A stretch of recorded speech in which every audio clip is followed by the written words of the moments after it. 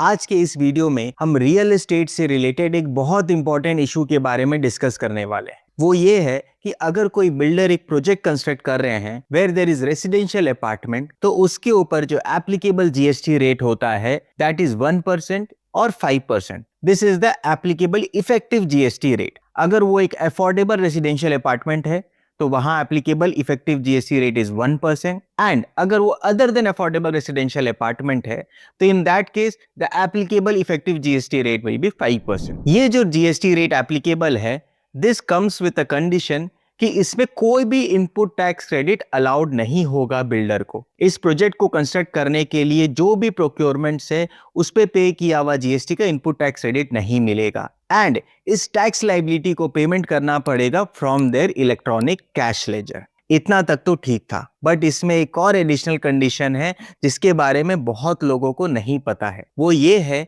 कि इस प्रोजेक्ट को कंस्ट्रक्ट करने के लिए जो भी एक्सपेंसेस लगेगा towards input and input services, उसका 80% of the payment should be done to a registered supplier. Yes, आपका जो टोटल एक्सपेंसेस है towards input and input services against that project, उसका 80% should be done against registered suppliers. से for example, अगर इस input and input services के against में total expenses is से 1 करोड़ रुपीस, तो उसमें से 80 lakhs should be done from registered supplier. But if there is any shortfall, से आपका सिर्फ 70 lakhs प्रोक्योर किया जा रहा है फ्रॉम रजिस्टर्ड सप्लायर, तो जो शॉर्टफॉल है 10 lakhs का, उसके ऊपर बिल्डर को जीएसटी जमा करना पड़ेगा under reverse charge at the rate of 18%। And अगर आप कोई सीमेंट परचेज कर रहे हो फ्रॉम एन अनरजिस्टर्ड सप्लायर, भले वो 80% का कंडीशन फुलफिल होता है, उसके बाद भी अगर आप सीमेंट कोई अनरजिस्टर्ड सप्लायर से परचेज कर रहे हो तो उस पे जीएसटी जमा करना पड़ेगा 28% अंडर रिवर्स चार्ज। ये एक बहुत इंपॉर्टेंट कंडीशन है जिसके बारे में आज भी मोस्ट ऑफ द बिल्डर्स को नहीं पता है। अगर आप चाहते हैं कि मैं रियल एस्टेट के ऊपर डिटेल वीडियो बनाऊं